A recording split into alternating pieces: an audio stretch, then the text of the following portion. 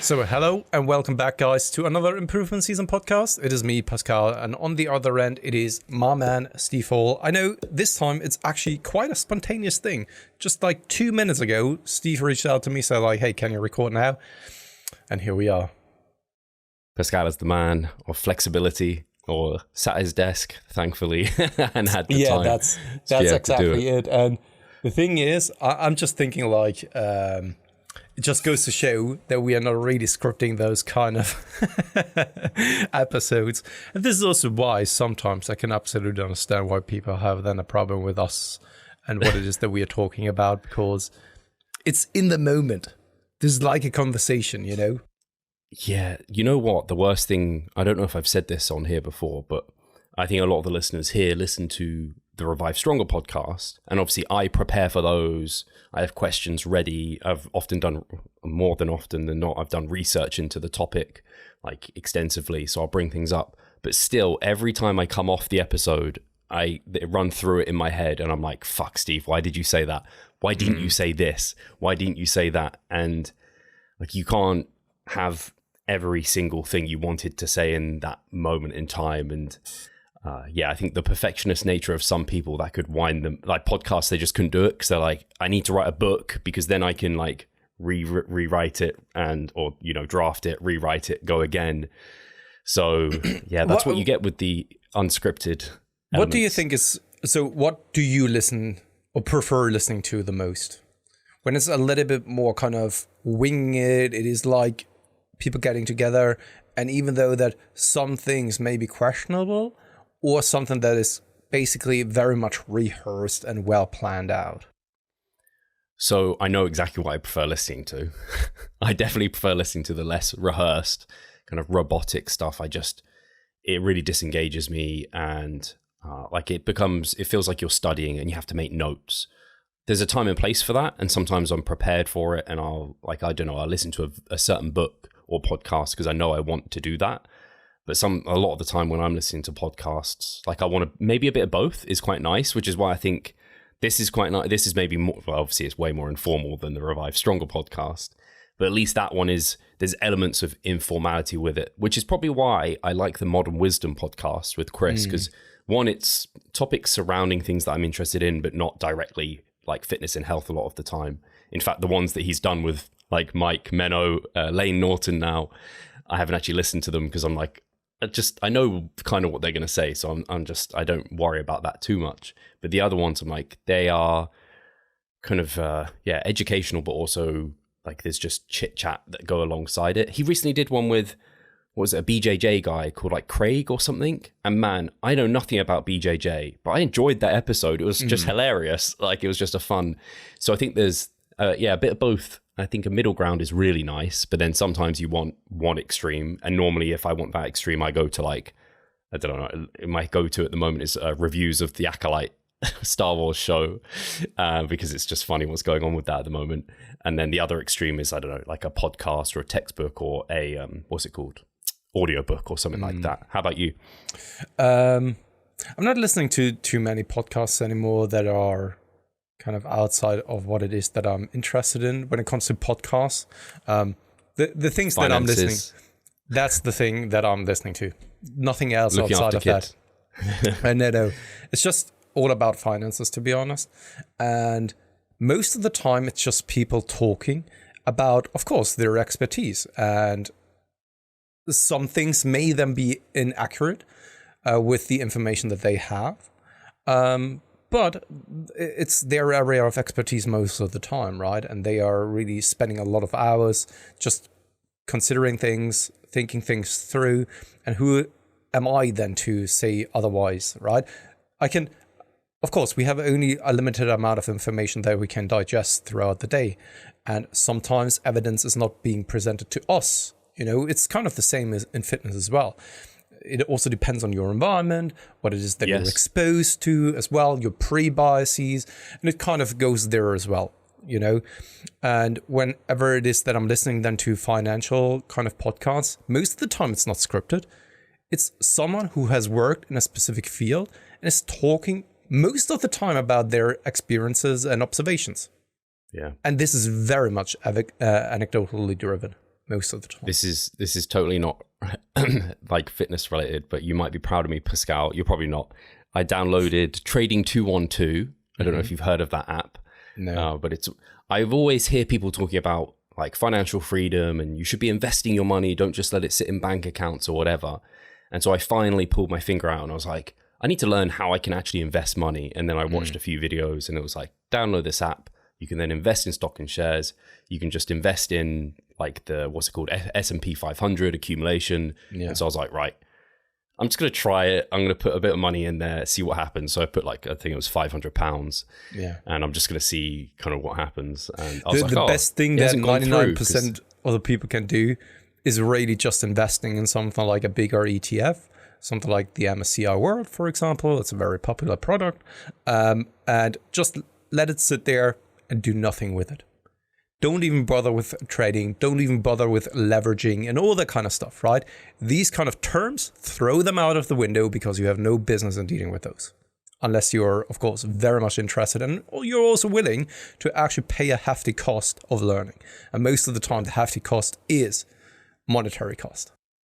Yeah. Yeah. So I was like, I'm just going to invest in one that I know is, well, what the experts, like you said, were just generally recommending. And what I realized is, just because I think the listeners, there might be some people who are self-employed. So I don't know how yours works, but I have what's it called, a pension, but it's like my own private pension and I do. So I've got a SIP, it's called. And so I put money into like this fund. And then my dad basically told me where to put the money that I put in there into like the S&P accumulation or like the various indexes and whatever. And I am clueless. But then I realized that's basically what I've done with this trading app, but that the SIP is tax-free because it's your pension or whatever. And even the government then add additional money to it because it's the pension or whatever. Whereas now it's so in the UK deductible that I've invested. Okay, so I wasn't aware that something like this, sorry for that, does exist in the UK because there's something that is the 401k in the US, which is a very, very popular product of like you are basically able to save in the stock market or basically with investment products for your retirement account. And you can then also deduct it from the taxes as well. There's nothing that is kind of the same in Germany. If you do it privately, yes, you can do it, but still it has a little bit more of a fee to it that is higher than something like the 401k, for example, which is also a fairly common product that you can see in Scandinavian countries. I think it only makes sense. And in Germany, right now, there's a hefty debate to then do something like this because the pension system in Germany is absolutely fucked up because the demographic shift is changing towards people just getting older and older. And the younger people pay the older people. And because we get less and less younger people, but more and more older people, that system doesn't really work for them the long term. And this is why they are thinking about, of course, changing that system, which only makes sense. For me, it never really made any kind of sense why you shouldn't be able to invest in the stock market with your pension fund, for example, because we have plenty of examples in other countries. And I think it's more like a sentiment thing and a mentality thing in Germany, because most Germans still do believe that property, what is it again? Real estate is a good investment tool. Right. When in reality, comparing it to something like, for example, normal ETFs, MSCI World, it is not really the best product for the vast majority of people. Unless, once again, you very much specify you have a huge bunch of real estate, for example, then it can be lucrative. But for retail, such as you and I, it's most of the time not the way to invest your money, unless you're even planning in living in that house yourself, right? But then it's not. Then you're not doing it to really invest into something, but you're doing it to, of course, use it. And by that you're living in it, you're using it, it's still accumulating, hopefully, in worth over the next couple of decades. With that being said, most of the people will listen to this podcast now and be like, what the fuck are they talking about? But I think that this is a fairly common issue that many, many personal trainers run into. In the first initial years, you can earn a lot of money if you do things correctly. Because it's also a common phenomenon that we've talked about, Steve. and a problem actually in our industry, that when you are younger, you are attracting more people because you also most of the time look fit and attract that same kind of a customer. When you're older though, then you either need to change your customer base, or you are starting to get less and less clients. And I think that many people fall into the trap of like thinking, wow, I'm earning so much money in my first initial years, and this will probably be the same as for the rest of my career. When in reality, it often looks the opposite, that over then the next years, if you're not diversifying your company or building that company, you're actually then starting to earn less and less, and you're running into real issues the older you get. It's not the same as being a doctor, for example. Once you're a doctor, you can expect that you will earn more and more money with more and more experience. That's not the same with personal training. And I think that many people don't really think about then securing the pension or investing into something for then when the time comes when you're getting older. Yeah, it's funny. I would say probably people listening, at least that I would say when you first start personal training, at least you're not doing particularly well. But the people who pass that initial period where they're not doing well then can do well. Yeah. And what it makes me think of is the people that come out of like Love Island. They're young, they're beautiful, like they can make a ton of money, or this is maybe this 2024, I can use this example. OnlyFans, like this beautiful young woman or whatever, they're making hundreds of thousands. But if they're not careful with then thinking about long term, that can quickly become nothing. Or you could think of sports people, like who maybe they're not a Ronaldo, or David Beckham was the first person to do it, right? Where he was starting to think about things broader outside of football. So then after it, he had like loads of things to go to. But a lot of sports people, I think, then don't have the savings or whatever it is because they just burn through it. And I think that is a good, like as a personal trainer and you're even someone self-employed, like when you become self-employed, there's no like education behind like pension building and stuff like that. When you're employed, again, I think a lot of people who are employed don't really think about it that much, but their employer puts aside an amount into their pension so they have that kind of secured for them. I think, yeah, a lot of people don't think about it. And certainly, clearly, I now having been self-employed for 10 years, and I am lucky because my dad is big into finances. He was a accountant and financial director for companies and things. So that helped me initially do the right thing with my private pension. But now I'm only just looking into, okay, I've got money just like sat into this really poor savings account. What can I do with it? So yeah, I definitely think it's a worthwhile chat for people who are going down that route or in that route to just have a think about it, because a lot of people don't. I think even people who are employed are probably benefiting greatly from learning to invest and learning to properly save. And then I'm not talking about like putting your money on the bank account, because like you said, it's just getting eaten away by inflation, right? Even if, let's just assume, even if the targeted inflation is 2%, which most of the countries are aiming for, or most of the central banks rather, it's still getting eaten away, right? And it doesn't really make any kind of sense to let it just rot away. It would rather make sense to either invest it into something that is very much low risk, which is kind of an ETF, because especially when you're investing into something like a S&P 500 or something like MSCI World, right? You would bet against humanity if you bet against an ETF like this.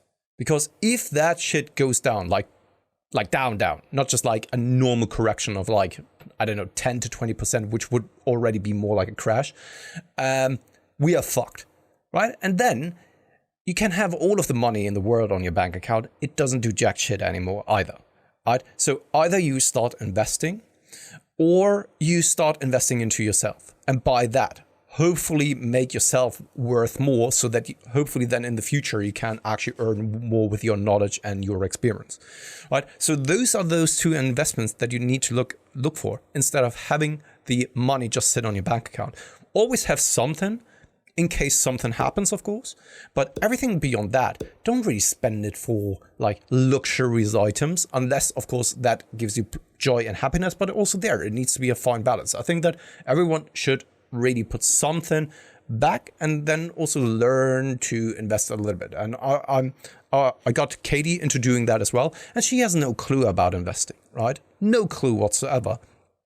But I think it's important then to also have a little bit of an understanding of what money does if you just let it rot on a bank account, for example, or what it does when you are investing it into something. It doesn't really matter what it is, right? But just invest something, because then you learn also that there are certain risks to certain investments, and that there are certain overblown risks, because once again, the mentality in Germany and the stock market is abysmal. People think that investing in the stock market is just like pure speculation. It is gambling. It is too risky. However, investing in real estate, that is absolutely fine. That is a great thing. And to be honest, the real return for most people investing into real estate is not great, to be honest. And there are many, many other things that come into play there as well, such as dealing with, I don't know, the rentees, dealing with broken stuff that is then also costing you, right? It can be such a hassle without very little dividends for you. Whereas something like, I don't know, just in putting into MSCI World, hey, on average, over the last couple of years, it was always returning 7% per year. Right? Doesn't mean that it always is like this, but on average, right? Without any kind of cost to it really for you, right? Doesn't really cost you any kind of additional time. Doesn't really cost you any kind of additional stress and all that kind of stuff. And it allows you to also learn a little bit more about kind of what real investing is, and learning more about for your future. And that's not to say that you shouldn't really spend any kind of money, because of course it can always happen that you are then passing away very early and so, but especially when you're building a family, or when you want to really be also a little bit more secure in the future, I think it is at least worth it to spend a little bit of time thinking about it. Yeah, I think I have a couple of comments. One is, at least like you said, Katie's not particularly educated in that area, nor am I at all, quite clearly. I was only ever brought up to save money, and my only thought of saving money was put it in a bank account. But it's like you said, a bank account interest rate might be 2%, which is just matching inflation. So it's actually not, you're just holding it there at best, really, a lot of the time. Whereas the S&P, whatever, could have a 10% interest rate over the years. It's like, well, that's probably preferable. It's just that the risk is it could come down. You might lose money temporarily, but it's likely over the long term to build up. And I mean, you never really lose money if you're putting it into something like an ETF, unless you are selling it when you are actually down on it. Yeah, exactly. So, something like an ETF or an investment in general, for the vast majority of people, should be a long-term thing, and it shouldn't really scare you if it's then going down a little bit. Going down is just absolutely normal, right? And also know this, we are living in a global society, and the MSCI World, of course, represents a huge bunch of companies that are profitable, and it's always being rotated in and out of those companies. So once again, betting against that is betting against humanity, the interaction with another, globalization and all that kind of stuff, and yes, there will be always kind of fluctuations there, but over the long term, and history has shown that, it always goes up. And yeah, certainly also there, it's kind of the same as the fitness industry. When you're looking online, those things that do the best are doom posting things, such as the big crash is coming, 1920 is going to repeat again, it's going to be much worse, big depression going on, the world is actually going to end, all that kind of stuff gets huge attention and huge clicks. But history does show us that human innovation and human cooperation is most of the time always happening, and people are most of the time also pretty much interested in getting the most and the best for themselves, which then in return means that probably if people are incentivized and actually trying and doing their very best, there will always be products, there will always be markets that go up. And as long as you understand this, you can be actually quite relaxed about the entire thing. And something else you mentioned I did want to say is, I think it's Alex Hormozy said, you can either invest in the S&P or the SME, he said, and you mentioned this. All right.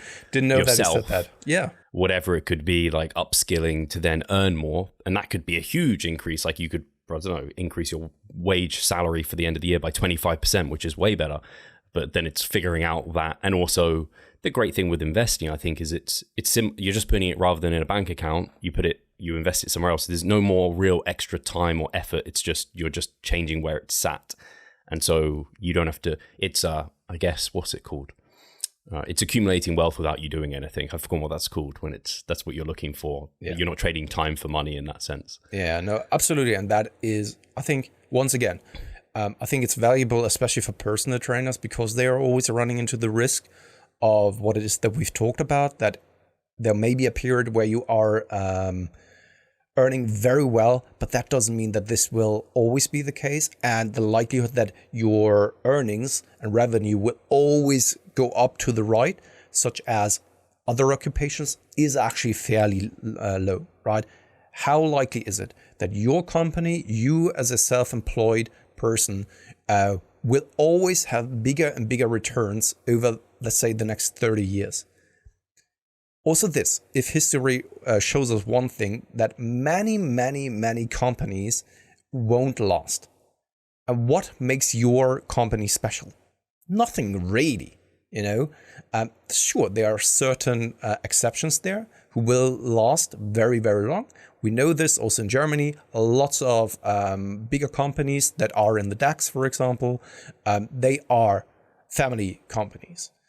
But this is the exception. It's not that you as a personal trainer can expect that you will always last and that your revenue will always go up. You know, this is why I think it's super important to just have a little bit of risk management when it comes to this.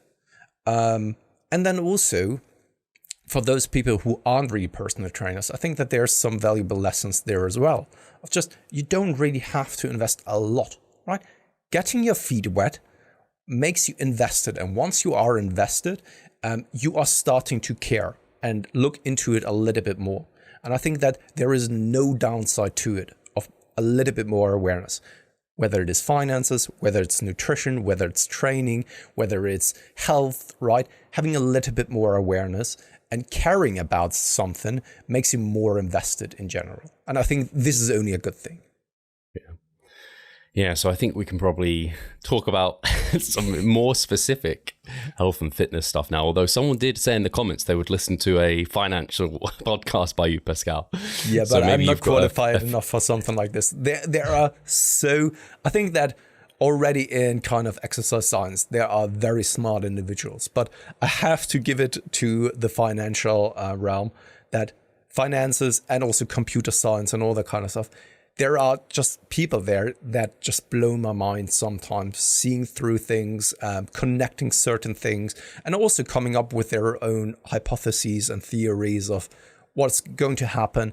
It is super interesting. And I'm nobody. Honestly, I'm the observer, I'm the listener, you know, kind of, and that's who I am. So did you ever see, I think James Krieger had a product that he would sell, and he's very into stocks and trading and stuff.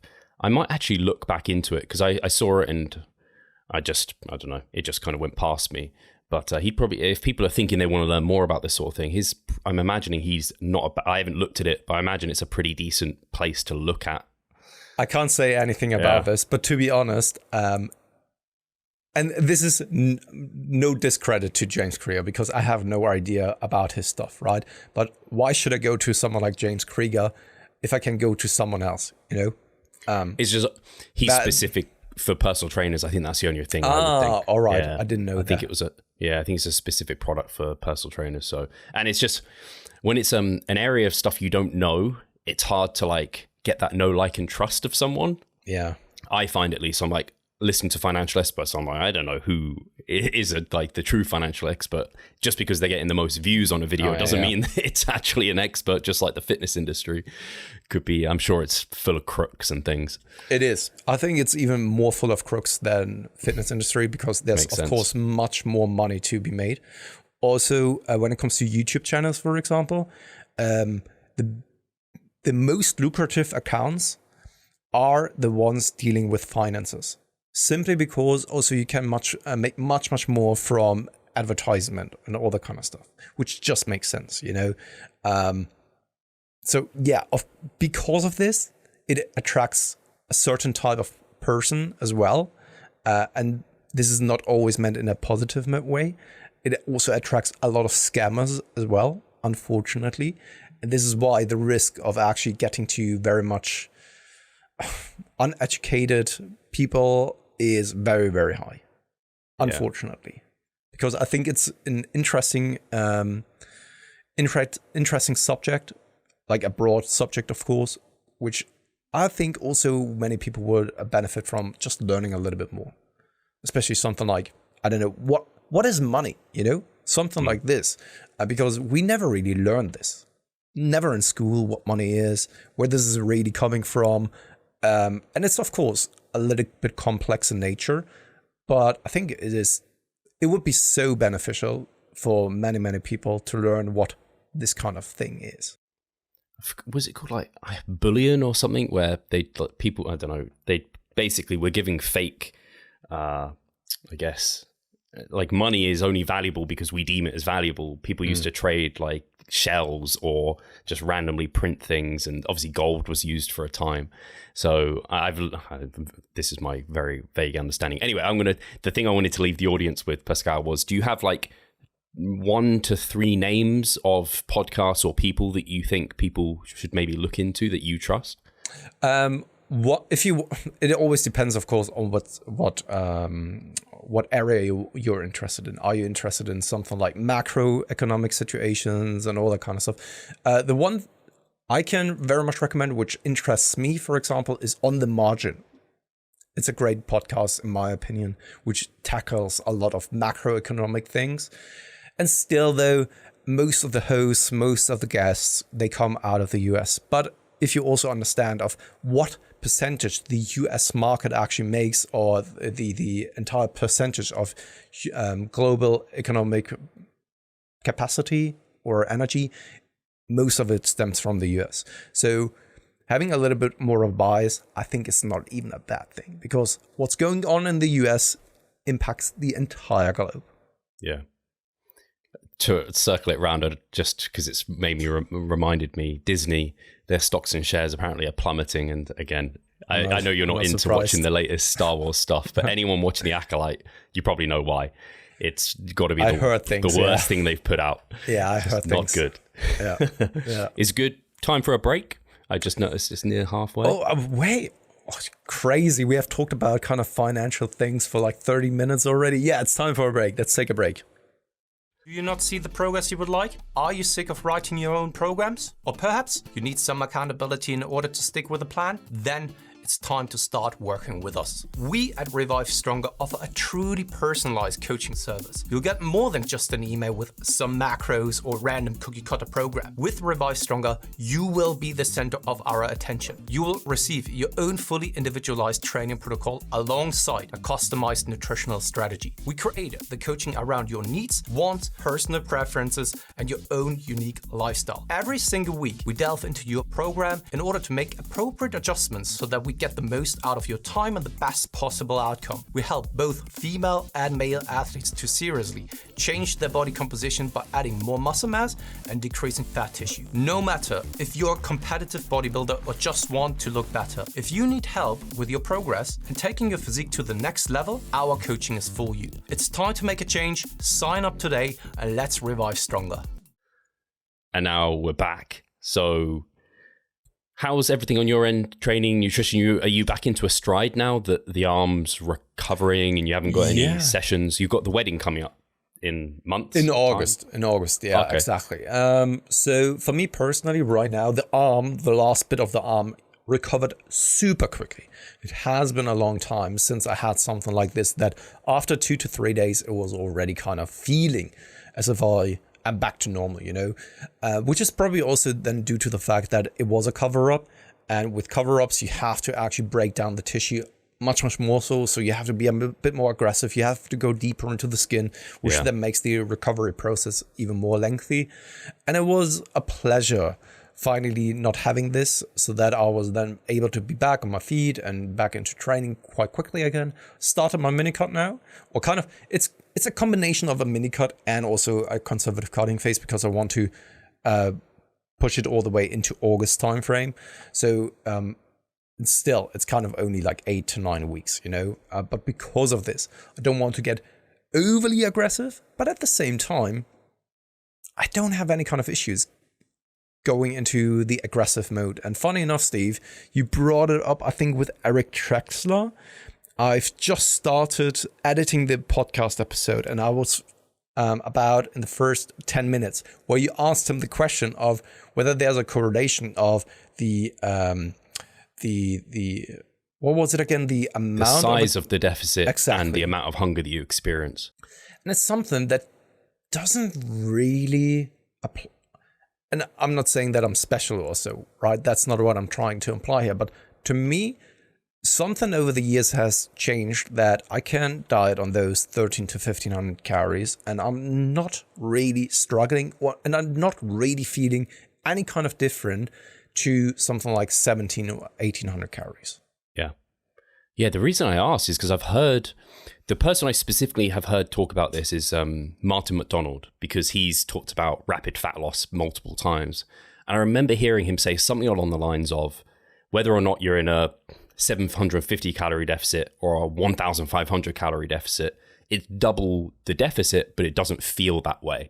So you might as well diet harder for shorter for most people. And that lines up with what you said there, and kind of lined up with what Eric said. Like, he didn't really give me a hard answer, but there's another question in that podcast, if you haven't heard it yet, that I think you'll like. Okay, no, I haven't heard it yet. But it relates to, it relates to stretching the stomach. And so going for high volume foods, but continuously stretching your stomach, and whether or not that's a negative impact on your ability to manage hunger. Because I know you've spoken about that. So I wanted to ask. No, absolutely, Steve. And I do remember the time when we started working together. And I had such a huge, it was actually quite a lot harder to diet down. But I think it also had to do because I was eating so voluminously, even in a gaining phase. And outside of a deficit, these meals were huge and massive, And I think that ever since I didn't really do that anymore, I have much better control over my hunger in general, whether it is gaining, maintenance, or in a cutting phase. But cutting doesn't really feel hard anymore ever since I dropped kind of chasing volume, no matter what kind of what it is that you're in right now. That makes sense. It makes sense because when you think about some gastric bands and things like this that reduce the size of the stomach, and that leads to them stretching the stomach sooner and fullness coming sooner, if you then are able to stretch your stomach out long term by having these high volume meals all the time, so your body is perpetually trying to feel for that stretch, then that makes sense. And then that also aligns with like the diet. I think it's like the volumetrics diet, where you match the volume of food and you just reduce calories, but you replace, I don't know, potato with squash. That's a bad example because they're not that different, but you get the example. Or like full fat milk with skimmed milk. Like the volume of the food is the same, but the calories are much lower. The body doesn't necessarily recognize it because the volume's the same. So I do think it's actually great that you've managed to get to a point where your off-season eating or your gaining phase eating is probably just, it's not stuffing you. So then when you go into a diet, you can just replace foods and not have to get stuffed again. And it just feels much more manageable and comfortable. And maybe it's also something that you've experienced with your client, Steve, because what it is that Martin is saying, that the size of the deficit doesn't really make that much of a difference. Either you feel the deficit or you don't. And for me, it's exactly that. It's just, as I said, that I don't really feel any different whether I'm eating now 1,400 calories or 17 or 1,800 calories. And I can attest to that as well with a lot of my athletes who are struggling with a deficit. No matter how mild the deficit is, they are struggling. And it doesn't really make a difference whether I'm actually then a little bit more aggressive with them or trying to be a little bit softer on them. And then you have people that you can also push super, super hard, and they don't even need a refeed. And when they are actually then taking a refeed, it's just like, and nothing really happened. It's kind of the same as always. Yeah, so I think people listening, we've done a good teaser for that episode, because a lot of the things, and Eric basically wanted to transition from that calorie chat to all the things you should be probably trying to do during a diet to keep hunger under control. And I think the clients who see success with larger deficits are the ones who have all these things under control, or lots of them. Whereas the people who struggle with any size of deficit, they just aren't nailing these other fundamentals that we go on to discuss in that episode. So I wanted it to be like, I think I introed it as this, like a go-to episode. Anyone struggling with the diet, head to this episode, and it can be like a evergreen content in that sense. I'm looking forward to that, though. Because once again, I've just started my mini cut, and yes, of course, there are days where I'm feeling a little bit hungrier, but it's nothing that I can't manage. And I know that it is a minor inconvenience, and the next meal is just around the corner.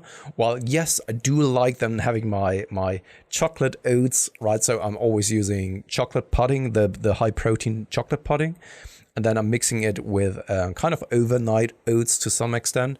And I've not done that. Yeah, and it is, of course, somewhere around close to 500 calories. And this is something that I've just dropped out and replaced with maybe just a pudding, for example, right? Or something else. And I would love to eat this. And there are many things that I would love to eat. I would also love to lose weight while not feeling hungry. But I also know and come to terms with it that it's just part of the game, that there's a short-term inconvenience, and it's an inconvenience at best. It's not that I can't really push through it. I would even go as far, Steve, in saying that it increases my tolerance for stress in other areas of life as well. Yeah. Is it the same for you? Yeah, for sure. Yeah, you kind of meet it. It feels a bit confronting at first, but then you're like, I know it's a necessary part of the process. And it's nothing really. Like you said, it's a kind of minor inconvenience. And that process is actually something I thought about recently, because I think with the emergence of thinking about stimulus and thinking about fatigue heavily, a lot of people have been scared of fatigue, just in the same way people are scared of hunger when dieting. But once you accept it as part of the process, and in fact, in some ways, it's confirming that you're doing the right things, that you're in a calorie deficit, so you should be hungry because it's a normal mechanism that the body produces, and you kind of make friends with it in that sense. The same with fatigue and training.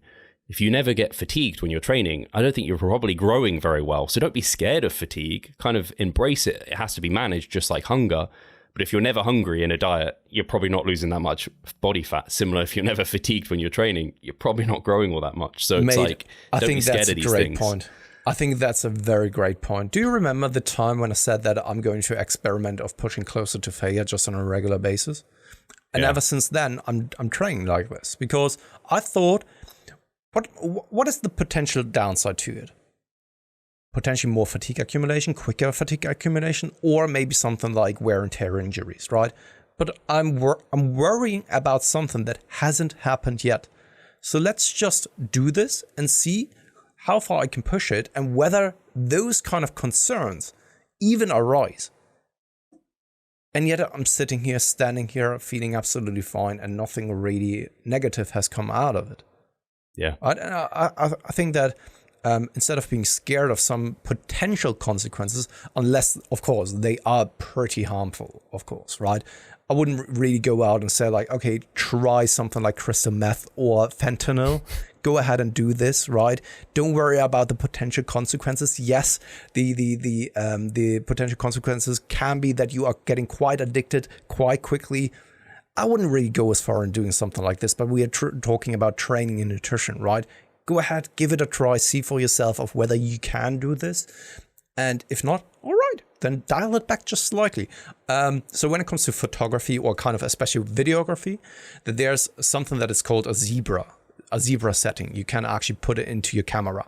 And zebra just is kind of clipping the highlights, or is kind of a marker that pops up on your screen when you are when it's getting to that highlight range that is maybe clipping. So let's say your whites are 100%, right? And then you have no information in it anymore, and you can't recover any kind of information. You don't want this to happen, of course, because you want to always contain some information in the picture or the video. So you try then to put the zebras in there and tell you, all right, if it's 100% white, tell me, or if it's 95% white, tell me, so that I know that I'm still properly exposed and I can dial it back. So you're getting to the point, you're exposing it appropriately up to the point when it's giving you the zebras, and then you can dial it just back slightly. This way, you know that you're never really overexposed in those highlight areas, and you are absolutely fine. And this kind of the same way to nutrition and training as well. We can get into that territory, you know, all right, this is a little bit too much, so let's dial it back just slightly. Yeah, I like that analogy. The analogy I always use is pushing to that cliff edge. Like, just so you're scrambling a little bit to get back up, but don't push yourself, don't jump over the edge. Yeah. Like, just get close and edge closer. And but yeah, it's just something I've been thinking about recently with that the whole hunger element. So so how long you've been dieting now? A couple of weeks? No, 1 week. So since last week, couple of days, and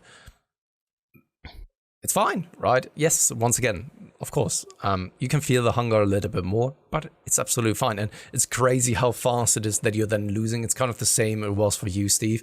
When you're really committing into going into a caloric deficit, you drop those calories, even though that the volume is the same, the scale weight just rushes down. It's crazy. And then also immediately you can feel that your stomach is flattening out and getting a little bit crisper, because it's also losing a little bit of the water that is being held on to subcutaneously. It's kind of an interesting feeling, and you immediately feel leaner, even though that you know that you haven't really lost any kind of fat so far. Yeah, you lose that. I always just call it, I don't have a better term for it, like mass bloat. I don't know what it is exactly, but everyone goes through it, where even if, I don't know, you're a weekend away and you undereat to your macros when you're gaining, and you come back, you're like on Monday or whatever, you're like, oh, I'm tight because I just underate by accident. Yes. You lose that kind of surface level mass bloat. So basically from here on, now it's like true fat loss that will be taking place. And you're already, how much are you weighing? Are you like 80 odd kilos? No, it's already 78.8. It's rushing down very quickly. In a matter of a couple of days, it was coming down like by 2 kilograms. So it's actually quite cool, quite impressive, especially because you are feeling then that way of just leaner when in reality you aren't, right? And just, to me at least, it gives me a little bit of a more confidence, especially because my delts also immediately popped out more. And I can see then in the mirror, in the gym, and it does just something to you.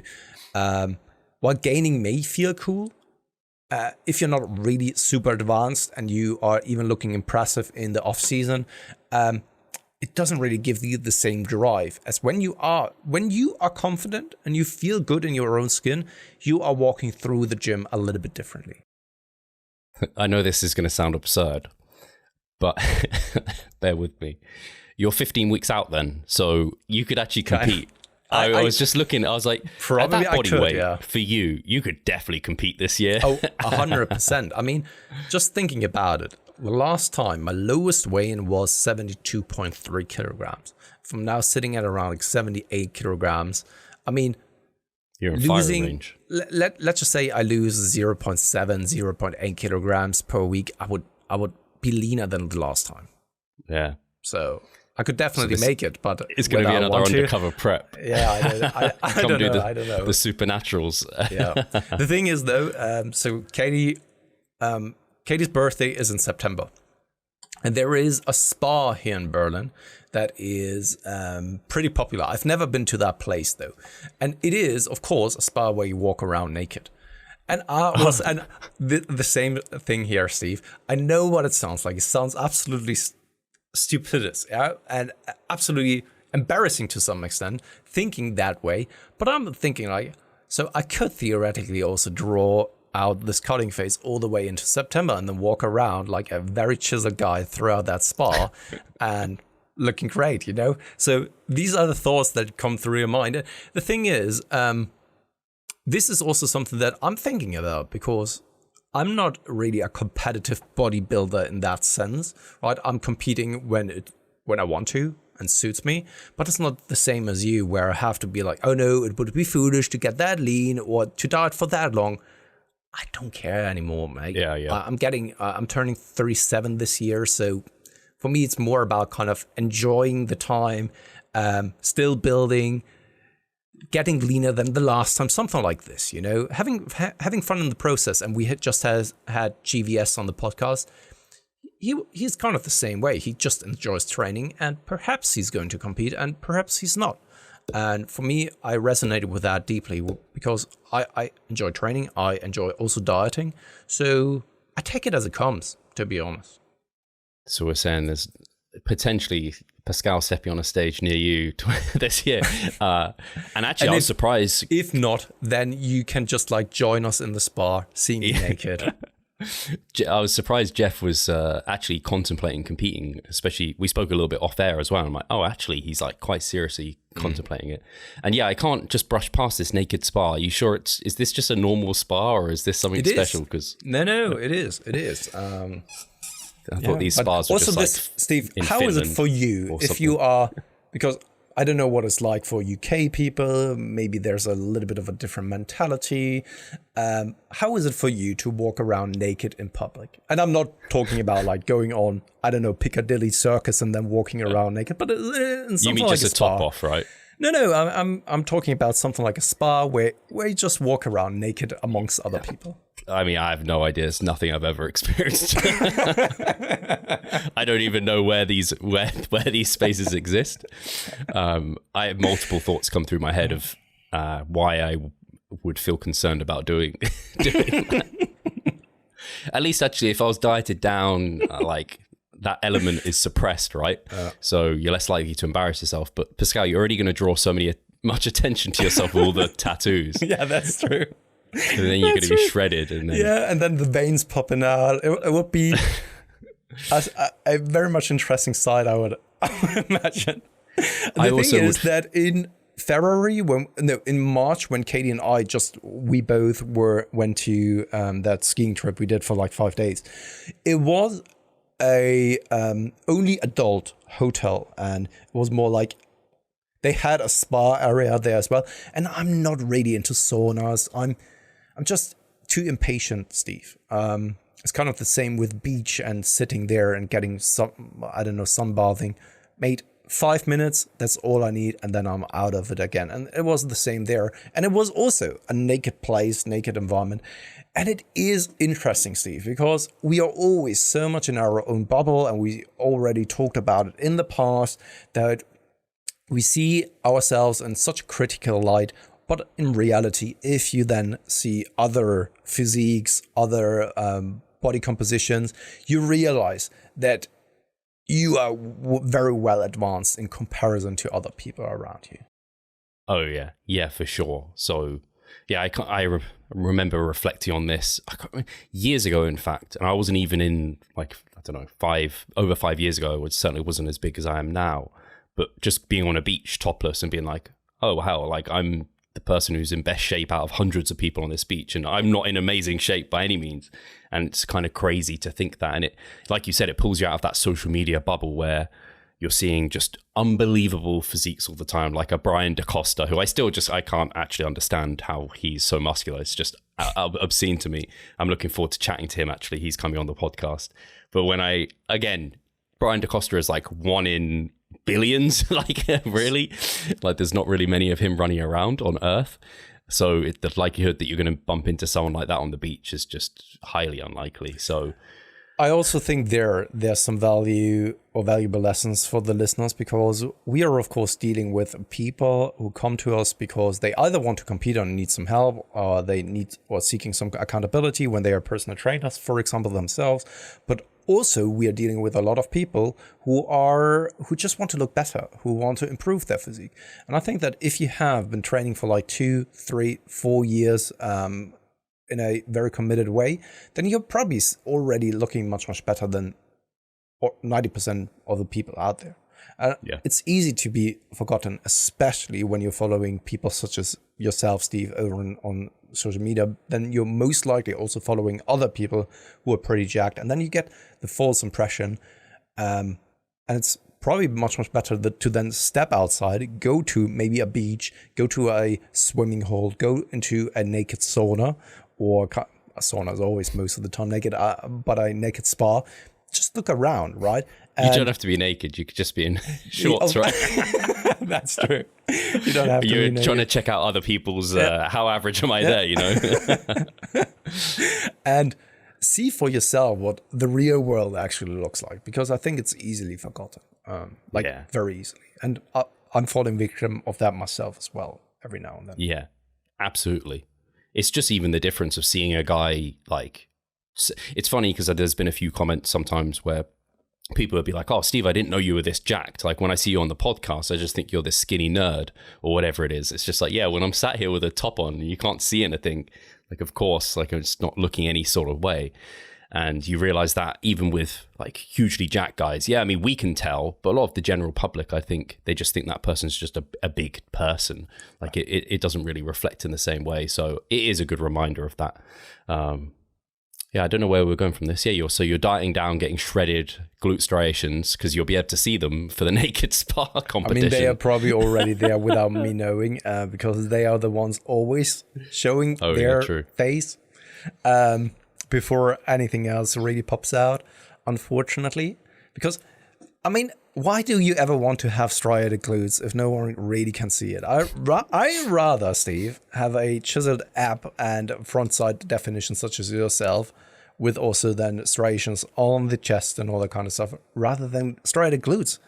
I mean, the only thing that what this does to you is kind of a painful butt while sitting for longer.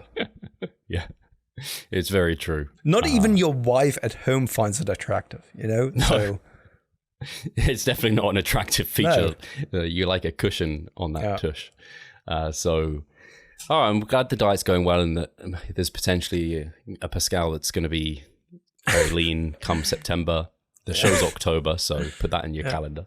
It's not far off. I mean, if that's the case, right, then you could always make the argument of like, hey, just push it for another month and then go for it. That would be, it'd be pretty cool to have that happen again because we're both at the last Supernaturals. But anyway, that's a long way off for now. Just have to see how everything runs going forward, which is exciting. I guess I can give an update on where I'm at. Yes, please. It's unfortunate. I don't know if you ever have this, Pascal. Do you still weigh yourself most days, or do you not weigh yourself that often? No.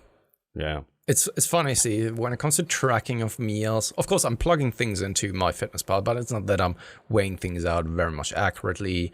I know that I'm in a deficit. And also, because of this, I don't have to weigh myself each and every single day because I've been doing this.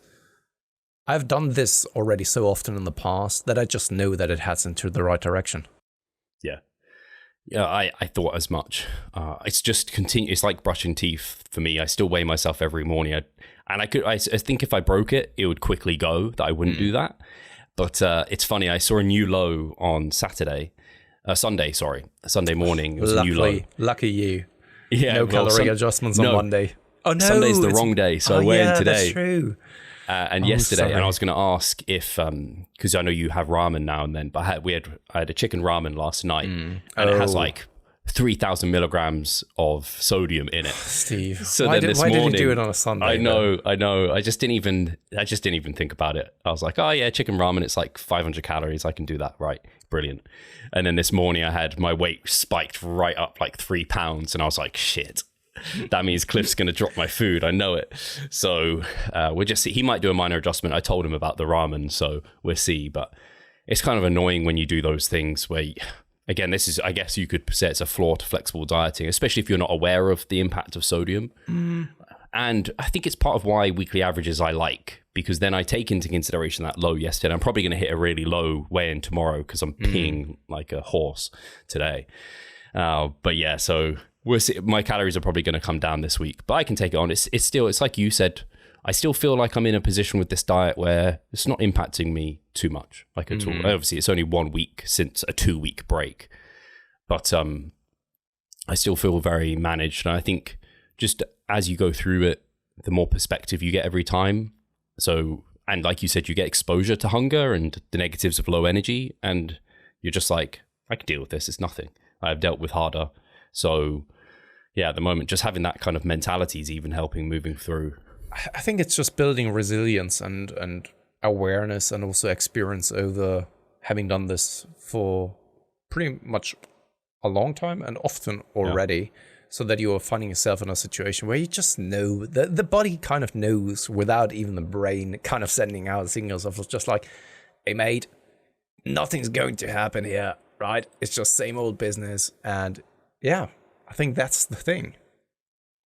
And I'm excited to see some real changes in the physique. I think it's only been a week since the break, so haven't seen too many changes from there. But I would say my upper body is now in a position where I could be competitive on a men's physique stage with the level of condition that's holding. It's just the lower body really needs to kind of continue to play ball and come through. And I'm just excited to see how I end up shaping, because every time you remove a layer of fat, your kind of structure and shape gets revealed. And I know shape and structure for me is a weakness.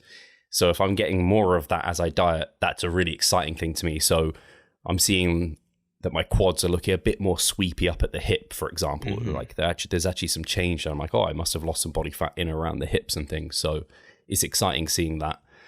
And I just hope that training continues to hold nicely, because that's the thing. Like, that's the least favorite thing for me in prep. One of the least is just when training feels like a complete grind and that you're struggling to hold performance. Whereas especially that's not when the leg days come around and you just, I don't know, when there's a certain sense of anxiety, even the day prior to this. I think that is one of the worst feelings, to be honest.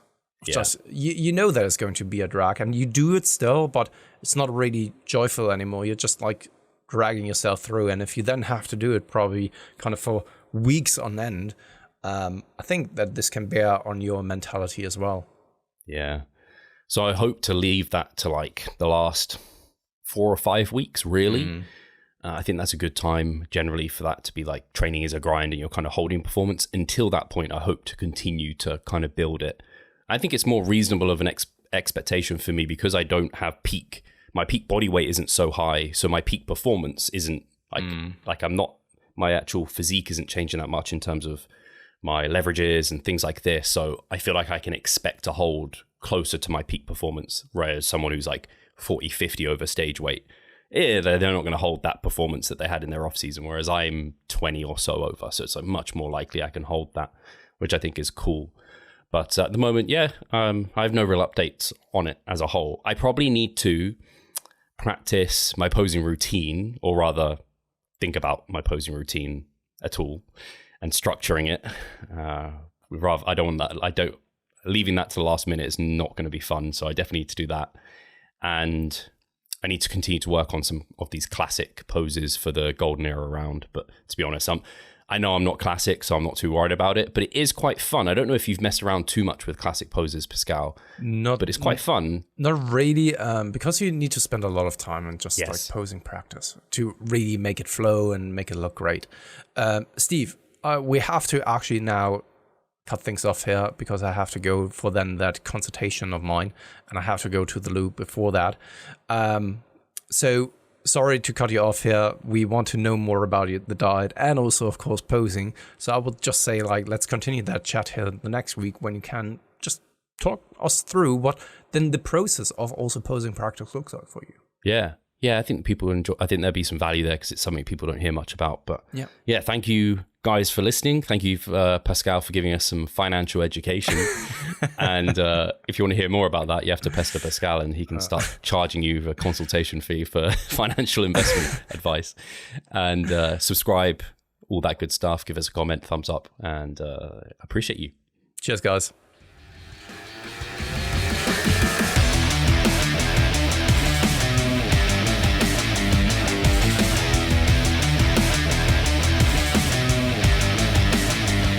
Losing weight fast while maintaining muscle mass. Sounds too good to be true, doesn't it? It isn't though. It's reality, and we know how to do it, and we will help you achieve this. The Minicut movement is an 8-week fat loss program to make you lose a huge chunk of fat while maintaining muscle mass at the same time. We will support you from the beginning to the end so that you see the results you would like to and come out of it much stronger. You'll receive a fully automated spreadsheet that is based on your nutritional needs. You can choose between 6 different male and female training templates. Over 30 videos will guide you through each and every single step of the Minicut so that you're getting the most out of your journey and that you always know what to do. But the best thing is that you can start whenever you want. The Minicut movement is open 24/7. So if you want to learn more or you're ready to sign up, hit the link in the description below. So let's revive stronger together.